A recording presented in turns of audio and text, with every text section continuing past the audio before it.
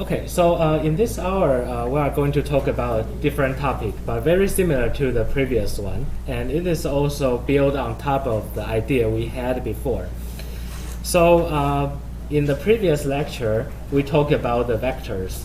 We know one point, if you look at that by different point of view, then you will get different coordinates.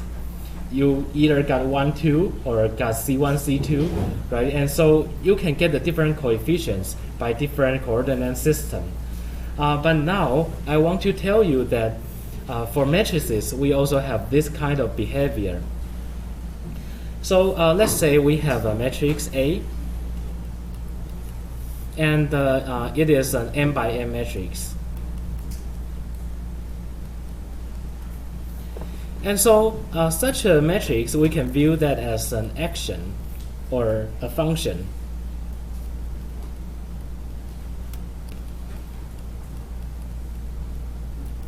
We have learned before that for the action of projection, rotation, and also reflection and many things, it can be written as a matrix. And so a matrix is the same as a function, and the way that it works is that it's an m by m matrix, so we will look at all the vectors in Rn, and then A can be viewed as a function sending from Rn to Rn. For some reason, I'm doing that from right to left. And so suppose we have vector V, then we can map it to A times V. And that's the action. And suppose A is the projection matrix, we can imagine that this is the vector and this is the vector after the projection. So the whole action is governed by the numbers in A, but meanwhile this action can be viewed by a basis, again, by a different coordinate system. So let's say let beta be some vectors, and let it be an orthonormal basis.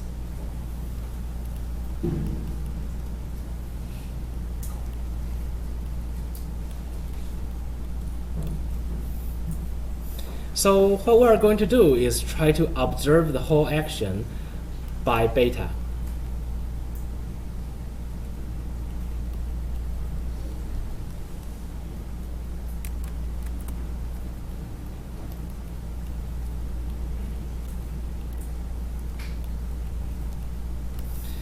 Okay, so here is what I meant, right? So there is a connection between V and the vector representation. Once we got beta, then we can observe the vector V by the basis beta. And same as AV, A times V is also a vector, and this vector can be observed by the basis. And more than that, in the previous class, we know that the basis, the vector representation and the vector has a nice relation. So suppose we let Q equal to the matrix whose columns are U1 to UN, then we know we can go above. Suppose we got a representation, we can use Q times the vector representation, and then you will get what is the V. And same as here, if you got the vector representation, you can do Q times the representation, the blank, this square just means the blank. Q times this representation, then it becomes A times V. So whenever you have something and you have the representation and you want to look at the vector itself, you multiply by Q. But at the same time, you can look at the right-hand side. If you want something to go downward, if you have a vector V and want to look at its representation, you can do Q transpose times the vector. And the same as here, if you have AV and you want to look at the representation, then you can use Q transpose to do so. So this diagram tells you that there is a connection between this V representation and AV representation. And the relation is as follows. You kind of need to go through all the lines here. You focus on the red one. So starting from the V representation, and then you have to do the action. And indeed, this action is multiplied by A. And after that, you move from the vector to the representation again. So once you finish these 3 steps in a row, then it is the same as going from the right to the left.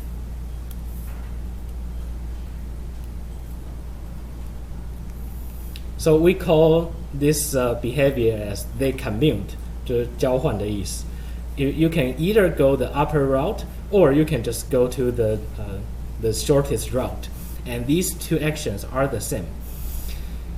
So what is this one?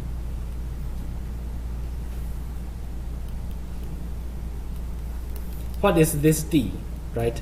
You have a representation, you want to look at AV's representation, and what is this particular matrix?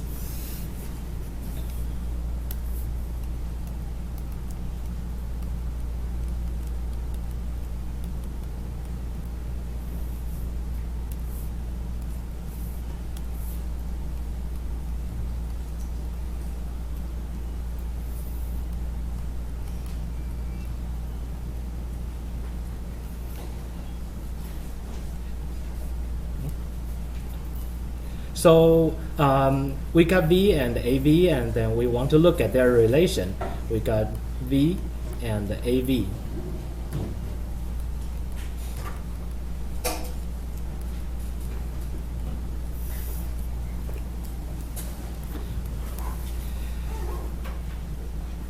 So the answer is described by the red lines.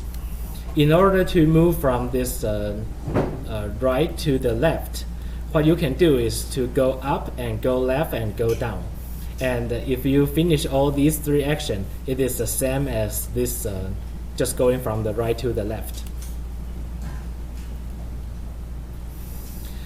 Okay, so what you need to do is do the following. You get V representation, and you can multiply by Q transpose, multiply by Q, and then multiply by A, and then multiply by Q transpose. And once you finish all these steps, then you will finish AV representation. So you will get Q transpose, I'm saying from the right to the left, and multiply by the V representation will be equal to AV representation.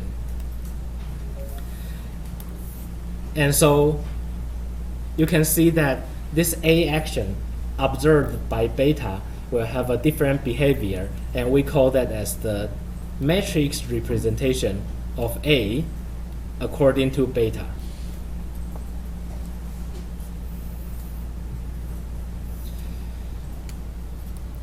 And the nice thing is that later on I can show you that some of the example, if you observe the same action in a different perspective, then it can be much easier, and it can tell you what's going on for this action compared to A itself.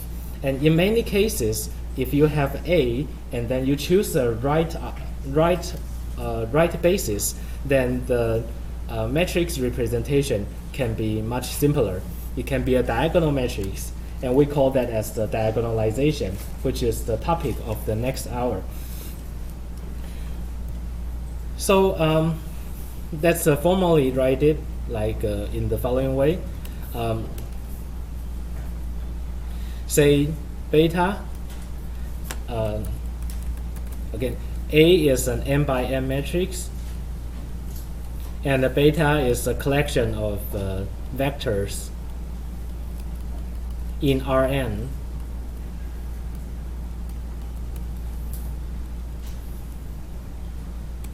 it is an orthonormal basis.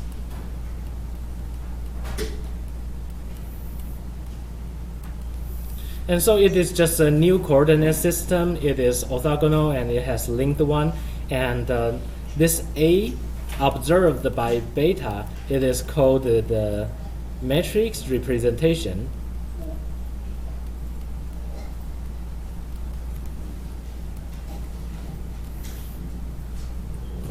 of A, okay, and by the basis beta. You look at this action from a different point of view. And so actually the formula is equal to QAQ, Q transpose AQ actually, and the Q is equal to the matrix whose columns are the U1 to UN.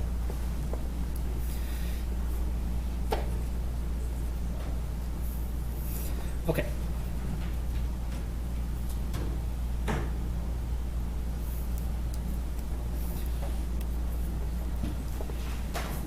All right, so I will give you an example, and hopefully it will make it more concrete and to see if everything is okay.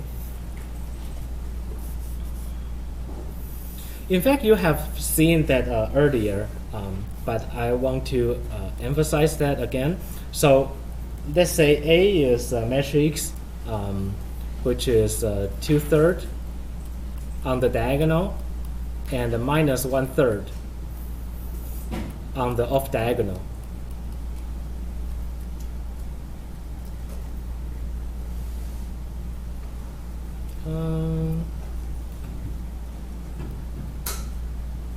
Okay.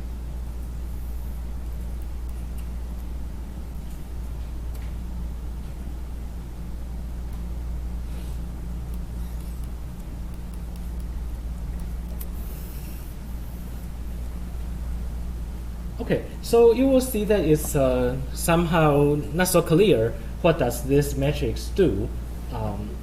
But if I say now I already give you a set of vector, beta is equal to U1, U2, and U3. And U1, U2, U3 are given as follows.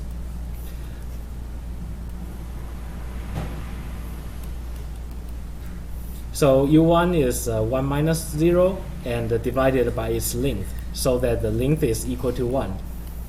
And U2 is 1, 1 minus 2 and divided by its length. I picked this one particularly, so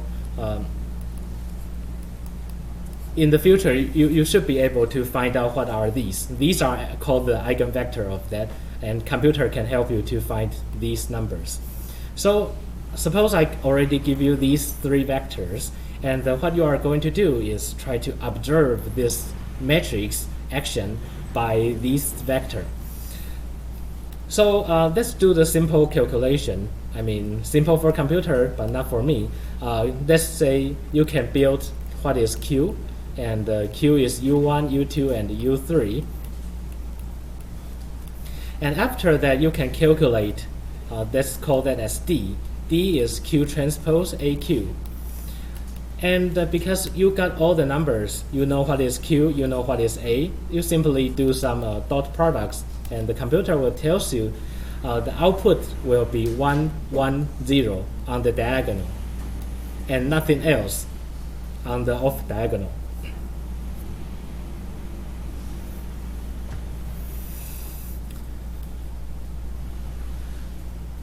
Okay, so let's look at what does this D do. Suppose you multiply 1, 0, 0 to D, then it becomes 1, 0, 0 again.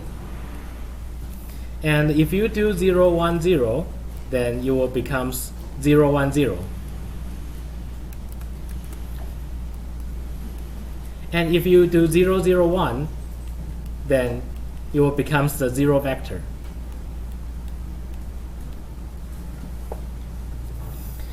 Okay, but remember this D is sending the vector representation to A times V representation.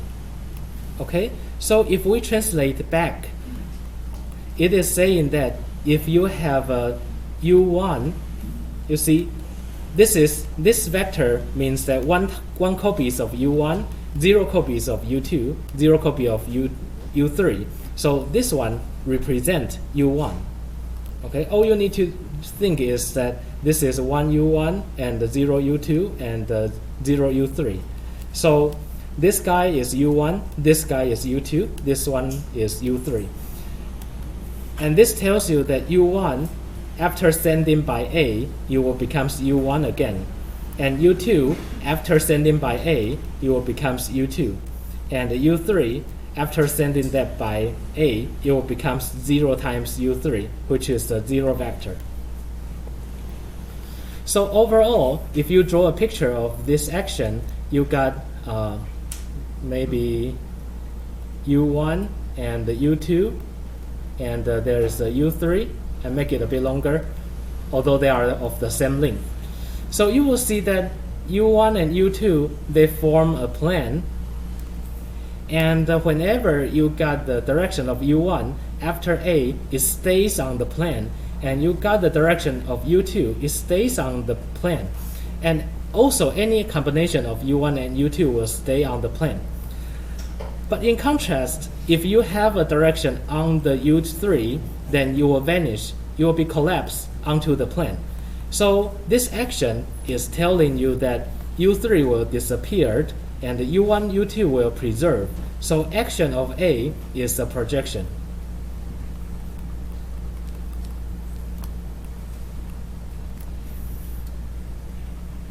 And this is a projection onto the span of u1 and u2.